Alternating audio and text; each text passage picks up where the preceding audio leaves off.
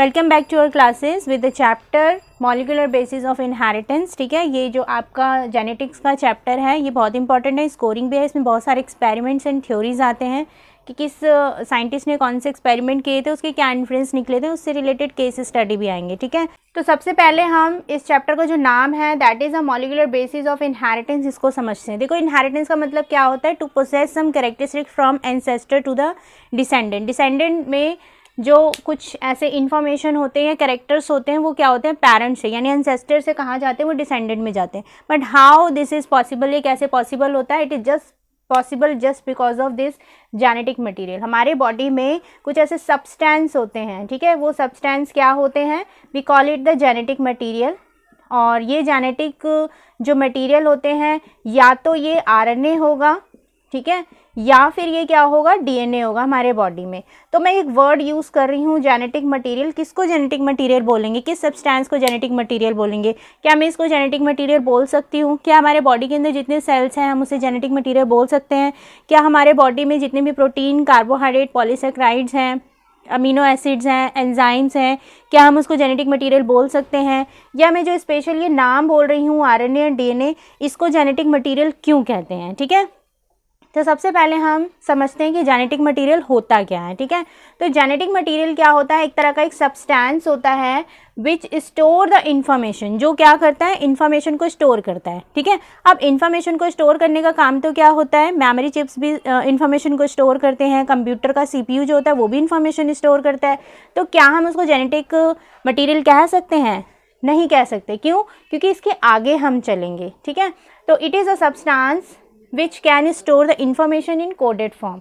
Coded form में ये information को क्या करता है? स्टोर करता है, but in living being, biotic component में। ठीक है, मैंने अभी कंप्यूटर का जो एग्जांपल दिया है, चिप्स का जो एग्जांपल दिया है, दे आर एबायोटिक कंपोनेंट्स। ठीक है, सेकेंड, इसके अंदर क्या कैरेक्टरिस्टिक होना चाहिए जेनेटिक मटेरियल के अंदर? कि वो सब्सटेंस जो है ना, कौन सा substance? Genetic material should transfer from one generation to another. वो ट्रांसफ़र होना चाहिए एक जनरेशन से अनदर जनरेशन में ट्रांसफ़र होना चाहिए।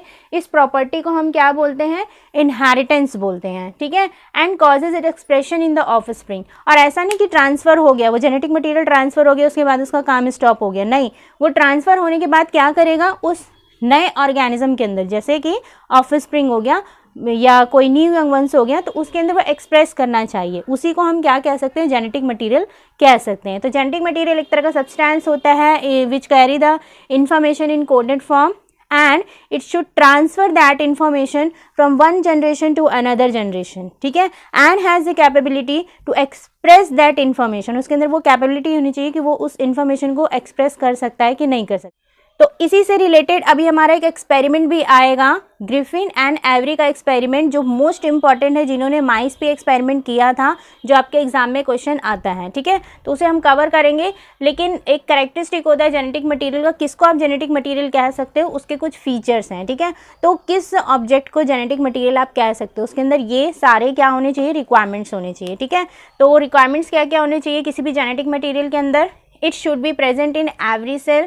जो जेनेटिक मटेरियल होता है वो बॉडी के हर किसी सेल में प्रेजेंट होना चाहिए। जब डीएनए टेस्ट होता है या डीएनए फिंगरप्रिंटिंग होता है तो हमारे बॉडी का कोई भी पार्ट ले सकता है। ठीक है, हमारे स्किन का कोई सेल ले लेगा, हेयर का सेल ले लिया, नेल्स का सेल ले लिया। ठीक है, कोई भी पार्ट ऑफ द सेल या बॉडी अगर वो ले लेगा तो वो सारी इन्फॉर्मेशन, ठीक है, चाहे वो हेयर सेल ले, चाहे वो नेल सेल ले, कहीं से भी वो सेल को उठाए तो मेरे पूरे बॉडी का जो इन्फॉर्मेशन है वो सेल के अंदर प्रेजेंट होगा। ठीक है, तो फर्स्ट पॉइंट आपको ये कह रहा है कि जेनेटिक मटीरियल में किसको कहोगे?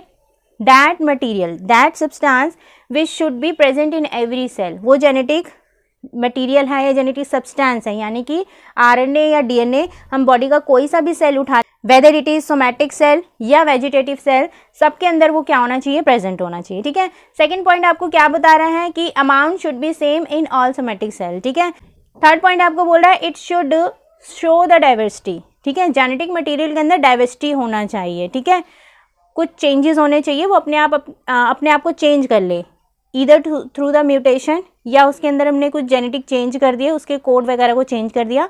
आगे के हम इस टॉपिक में यही सब पढ़ेंगे कि किस तरीके से एक डीएनए को हम रिकॉम्बिनेट बना सकते हैं by the changing their combination in the code. ठीक है, नेक्स्ट आता है it should show diversity, it should duplicate cell itself. ठीक है, पीसीआर अभी हम पढ़ेंगे, आगे के सक्सेसिव क्लासेस में, ठीक है। तो जेनेटिक मटेरियल के अंदर एक कैपेबिलिटी होनी चाहिए, एक ऐसी प्रॉपर्टी होनी चाहिए जिसकी वजह से अपने आप को डुप्लीकेट कर ले, ठीक है। तो डीएनए अपने आप को डुप्लीकेट करता है through the process of replication, ठीक है। आगे के टॉपिक में हम इसको अच्छे से पढ़ेंगे। It can faithfully pass its copies to the other generation, मतलब ये जब डुप्लीकेट कर लेगा, अपने डुप्लीकेट्स बना लेगा, तो वो क्या करेगा, उसके अंदर एक कैपेबिलिटी होनी चाहिए कि वो इन कॉपीज़ को, ठीक है, आगे की प्रोजेनी में ट्रांसफ़र करे, यानी अपनी बॉडी में रखे रहे, ठीक है। डुप्लीकेट होने के बाद वो उन सब चीज़ों को, उन मटीरियल्स को, यानी जेनेटिक मटीरियल्स को जो उनकी कॉपीड फॉर्म है उसको ट्रांसफ़र कर सके।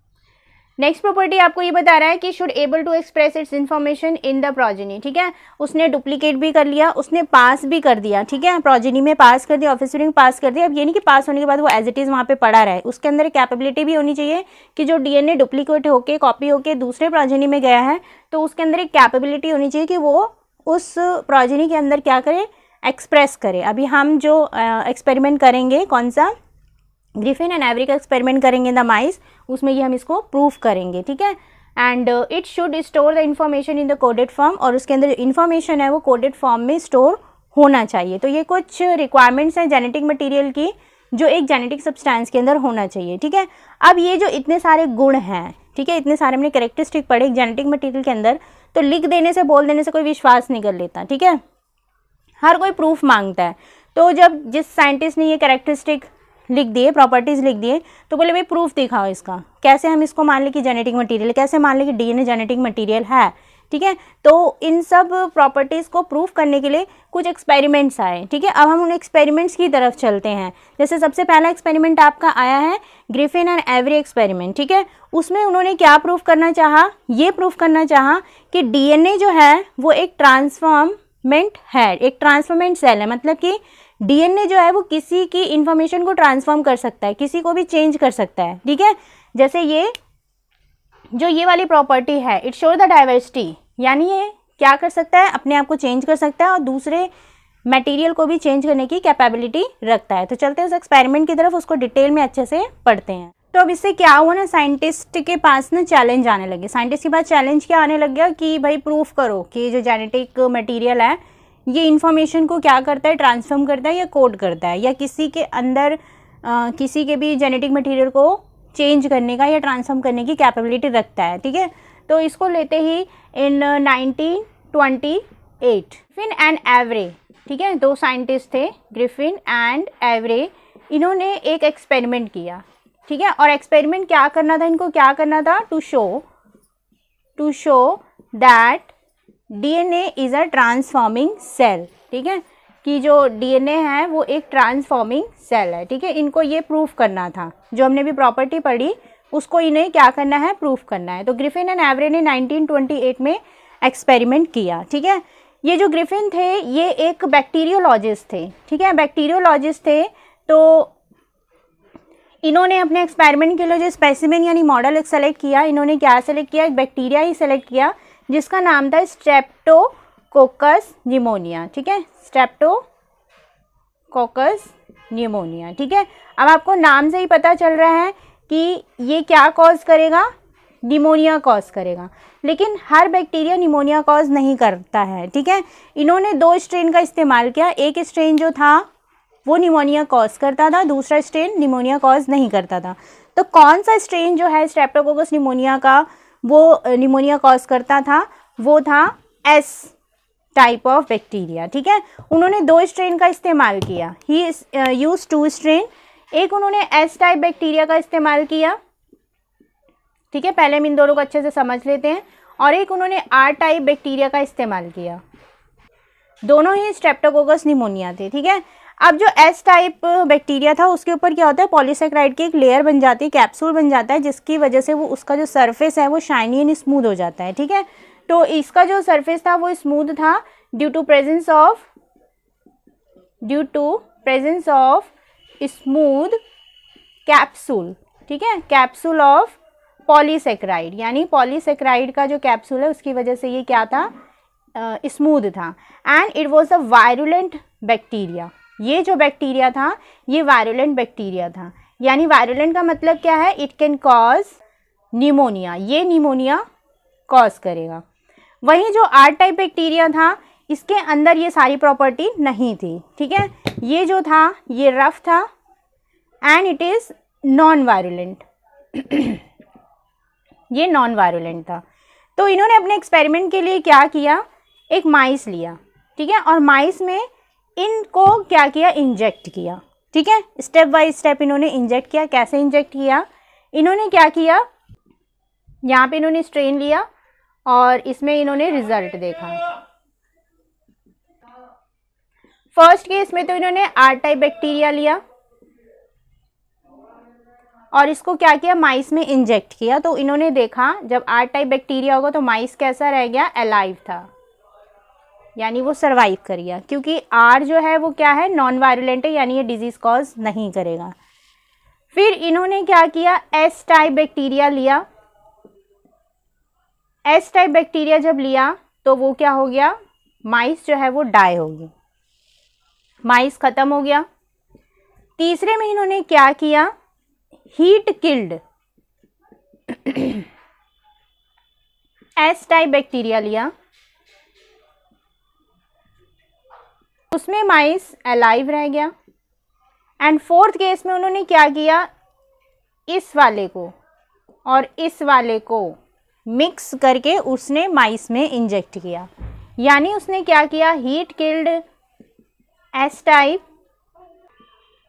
प्लस आर टाइप बैक्टीरिया, दोनों के मिक्सचर को उसने क्या किया, माइस में इंजेक्ट किया। तो उसने देखा, उसने बहुत ही चौंकाने वाला रिजल्ट देखा। उसने क्या देखा कि फोर्थ कंडीशन में जो माइस था वो भी सरवाइव नहीं कर पाया। तो उसने देखा कि एस टाइप जो बैक्टीरिया है वो तो है वायरुलेंट, ठीक है, ऑब्वियस ही बात है, वो जो माइस में डालेगा तो माइस सरवाइव नहीं करेगा। फिर उसने हीट किल डाला तो भी उसमें वो जो माइस है वो सरवाइव कर गया, क्योंकि उसका जेनेटिक मटेरियल जो भी था, उसके अंदर प्रोटीन वगैरह जो भी था, जिसकी वजह से वायरस वो वायरुलेंट हो रहा था, अपना इफेक्ट शो कर रहा था, वो किल्ड हो गया, तो माइस जो है वो अलाइव रह गया। लेकिन उसने देखा जब हीट किल्ड एस टाइप के साथ जब ये यहाँ इफेक्ट शो नहीं कर रहा, तो यहाँ पे भी इफेक्ट शो नहीं करना चाहिए, और आर टाइप बैक्टीरिया भी यहाँ पे इफेक्ट शो नहीं कर रहा है, तो यहाँ पे भी नहीं शो करना चाहिए। लेकिन इसने जब इन दोनों के मिक्सचर को डाला तो देखा जब इन दोनों के मिक्सचर को उसने माइस में इंजेक्ट किया तो माइस क्या हुआ, सरवाइव नहीं कर पाया, उसकी डेथ हो गई। तो ऐसा क्या कारण था कि हीट किल्ड एस टाइप जब अकेले इंजेक्ट कर रहे हैं तो भी वो जिंदा रह जा रहा है, आर टाइप बैक्टीरिया को अकेले माइस में इंजेक्ट कर रहे हैं तो भी वो जिंदा रह जा रहा है, बट दोनों के कॉम्बिनेशन को जब हमने क्या किया, उस माइस के अंदर इंजेक्ट किया तो उसकी डेथ हो गई, ठीक है। तो जब ग्रिफिन से ये क्वेश्चन किया गया कि बताओ क्या कारण है, तो ग्रिफिन आंसर नहीं कर पाए, वो बस एक्सपेरिमेंट करके उन्होंने बता दिया, बट वो आंसर नहीं कर पाए कि आखिर क्या कारण था। क्या एस टाइप ने कुछ चेंजेस लेके आया आर टाइप के अंदर, या माइस के अंदर ऑटोमेटिकली कुछ चेंजेस आ गए थे जिसकी वजह से उसकी डेथ हो गई, ठीक है। तो इस एक्सपेरिमेंट को फिर 1944 में आगे प्रोसीड किया गया, ठीक है। किसने प्रोसीड किया, एवरी ने फिर से प्रोसीड किया, क्योंकि ग्रिफिन आंसर नहीं दे पाए थे, तो एवरी ने बाकी साइंटिस्ट के साथ मिलकर इस एक्सपेरिमेंट को और आगे प्रोसीड किया, और उन्होंने स्टडी किया किस पे, कि ये जो चेंज आया ये माइस के अंदर चेंज आया है, या ये जो एस टाइप का बैक्टीरिया था इसके अंदर कोई चेंज आया है। तो अब हम उस एक्सपेरिमेंट की तरफ स्विच ऑन करते हैं। तो अभी हमने जो एक्सपेरिमेंट किया उसमें हमने सिर्फ ये देखा कि जो एस टाइप बैक्टीरिया था वो जो था वो वायरुलेंट था, R type bacteria non virulent था, ठीक है। दोनों अपने इफेक्ट शो कर रहे थे माइस में, लेकिन हीट किल्ड एस वायरुलेंट को जब हमने आर टाइप बैक्टीरिया के साथ इंजेक्ट किया तो माइस जो था वो सरवाइव नहीं कर पाया, उसको निमोनिया हो गया, ठीक है। तो किस कारण से हुआ उसका प्रूफ अब हम आगे के एक्सपेरिमेंट में कर रहे हैं, ठीक है। तो ग्रिफिन के सामने दो क्वेश्चन रखे गए थे। एक क्वेश्चन रखा गया था कि माइस बताओ, या तो कुछ माइस के अंदर चेंज आया होगा या इस टाइप स्ट्रेन के अंदर चेंज आया होगा, वो दोनों का आंसर नहीं दे पाए। तो आगे साइंटिस्ट ने जब स्टडी किया तो उन्होंने पहले माइस पे रिसर्च किया, ठीक है। माइस पे रिसर्च किया कि क्या ऐसा कोई ऐसा चीज़ तो नहीं थी माइस के अंदर जिसकी वजह से उसकी डेथ हो गई, ठीक है। तो उन्होंने ये प्रूफ करने के लिए क्या किया, उन्होंने आर टाइप बैक्टीरिया लिया, प्लस उन्होंने एस टाइप बैक्टीरिया लिया, प्लस उन्होंने heat killed S type bacteria भी उन्होंने ले लिया। इसका पूरा मिक्सचर उन्होंने ले लिया, ठीक है। और इन तीनों का मिक्सचर जब उन्होंने देखा, स्टडी किया, तो उन्होंने देखा कि ये वायरुलेंट पाया गया, यानी अभी हमने सिर्फ क्या पढ़ा था, ओनली एस टाइप बैक्टीरिया जो है वो वायरुलेंट है, ठीक है, मैंने अभी जो चार्ट शो किया था। But along with the R type मैं उसको ले रही हूँ, एंड उसका हीट किल्ड स्ट्रेन भी अगर मैं ले रही हूँ तो है वो वायरुलेंट है, यानी वो निमोनिया कॉज कर रहा है। तो इस एक्सपेरिमेंट से ये पता चल जा रहा है कि माइस के अंदर कोई चेंज तो नहीं हुआ था, यानी चेंज किसकी वजह से आया है, आर टाइप तो नॉन वायरुलेंट था, चेंज किसकी वजह से आया, या तो ये एस टाइप के अंदर कुछ चेंज आया है, या हीट किल एस टाइप के अंदर कुछ चेंज आया है, या इन दोनों ने मिलकर इसको चेंज कर दिया। अब हम इस एक्सपेरिमेंट की तरफ जा रहे हैं, ठीक है। तो 1944 में एवरे ने किसके साथ मिलकर, M McCarty and C MacLeod के साथ मिलकर इन्होंने एक एक्सपेरिमेंट किया। क्या एक्सपेरिमेंट किया इन्होंने क्या किया, जो एस टाइप बैक्टीरिया था, ठीक है, उसके कंपोनेंट को एक्सट्रैक्ट किया। क्या किया, उसके कंपोनेंट को उन्होंने एक्सट्रैक्ट किया। और इस एस टाइप के पास कितने कंपोनेंट्स थे, 3 कंपोनेंट्स थे। क्या क्या कंपोनेंट्स थे, एक तो उसका बाहर का जो लेयर था पॉलीसेक्राइड का, एक उन्होंने कार्बोहाइड्रेट अलग किया, दूसरा उसके अंदर जो प्रोटीन्स था प्रोटीन को एक्सट्रैक्ट किया, एंड उसके अंदर एक जेनेटिक मटेरियल था डीएनए, उसको एक्सट्रैक्ट किया। अब इन्होंने बोला कि अब हम एस टाइप बैक्टीरिया के जो कंपोनेंट है पॉलीसेक्राइड, प्रोटीन और डीएनए के साथ अब हम एक्सपेरिमेंट करेंगे एंड पता करेंगे कि ऐसी क्या बात थी एस टाइप बैक्टीरिया के अंदर जिसने क्या किया, आर टाइप बैक्टीरिया को भी वायरुलेंट बना दिया, ठीक है। तो चलते हैं हम इनके एक्सपेरिमेंट की तरफ। इन्होंने क्या किया, इन्होंने मिक्सचर लिया और उनका रिजल्ट देखा। मिक्सचर कौन कौन से लिए इन्होंने आर टाइप बैक्टीरिया लिया, और पहले आर टाइप बैक्टीरिया के साथ इन्होंने क्या किया, कार्बोहाइड्रेट, जो उसका एस स्ट्रेन का कार्बोहाइड्रेट था उसका कार्बोहाइड्रेट ले लिया, carbohydrate of S type bacteria. दूसरा इन्होंने क्या लिया, आर टाइप बैक्टीरिया लिया और उसमें क्या किया, एस टाइप बैक्टीरिया का इन्होंने प्रोटीन ले लिया, ठीक है, प्रोटीन ऑफ